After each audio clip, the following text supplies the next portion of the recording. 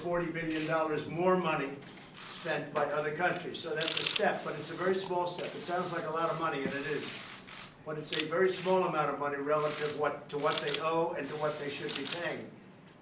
And it's an unfair burden on the United States. So we're here to talk about that, and I'm sure it will be resolved. I have a great confidence in the Secretary General. He's worked very, very hard on this, and he knows it's a fact. But I have great confidence in him and his representatives. Would you like to say something?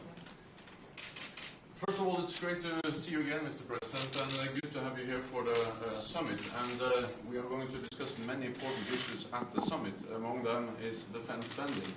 And we all agree that we have to do more. I agree with you that we have to make sure that allies are investing more. The good news is that allies have started to invest more in defense.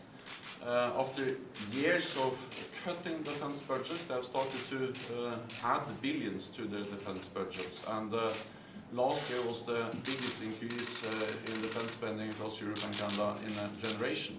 Why was that last year? It's also because of your leadership, because of your clear message. And they won't write that. No, I have said it before. But the thing is that it really has your message is having an impact, and we are going to build on that to make sure that we have further increases.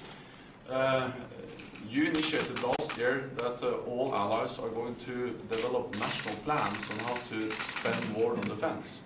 And based on these national plans, we now estimate that the European allies and Canada will add 266 extra US dollars for defense from now until $20 billion US dollars until 2024. So this is really adding some extra money.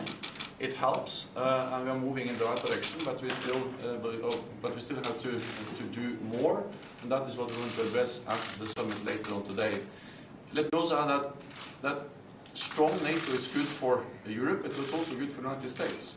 The US military presence in Europe helps to protect Europe, but it also helps the United States to project power to the Middle East, to Africa, and I think also that the military clout of Europe, the economic clout, the political clout, also is helpful dealing with Russia, and we look forward to the meeting we're going to have with President Putin, and I think that leaders are also looking forward to your thoughts about the meeting with President Putin later on.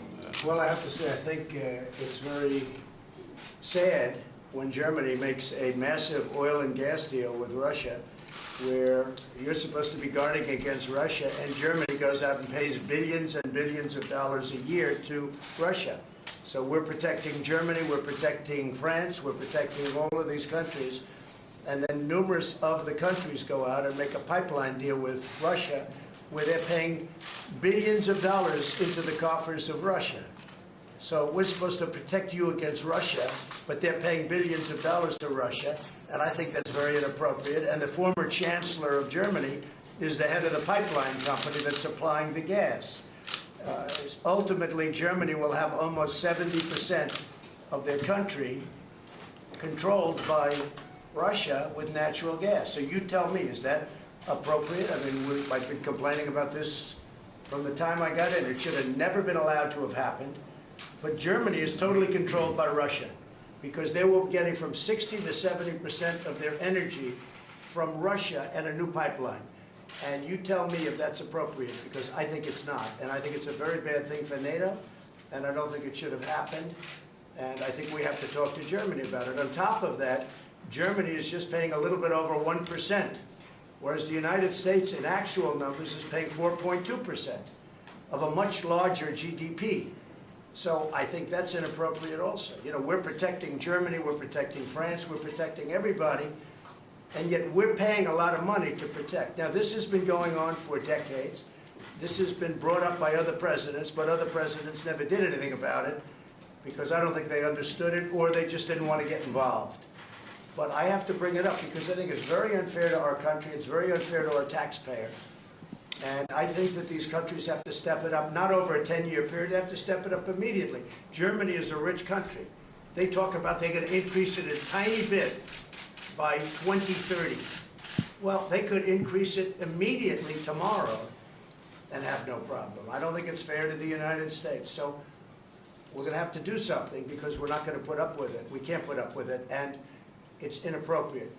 So we have to talk about the billions and billions of dollars that's being paid to the country that we're supposed to be protecting you against.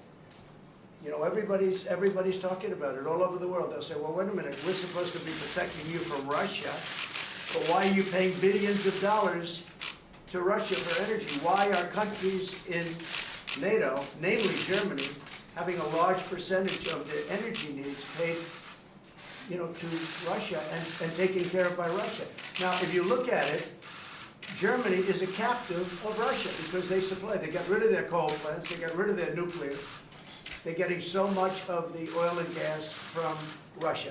I think it's something that NATO has to look at. I think it's very inappropriate. You and I agree that it's inappropriate.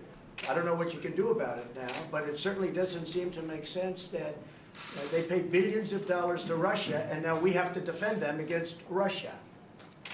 You know, NATO is an alliance of 29 nations, and there are sometimes differences and different views and also some disagreements. And the gas pipeline from Russia to Germany is one issue where allies disagree. But the strength of NATO is that despite these differences, we have always been able to unite around our core task to protect and defend each other, because we understand that we are stronger together than apart. I think that 2 world wars and the Cold War taught us that we are stronger together than apart. But how can you be together when a country is getting its energy from the person you want protection against or from the group that you want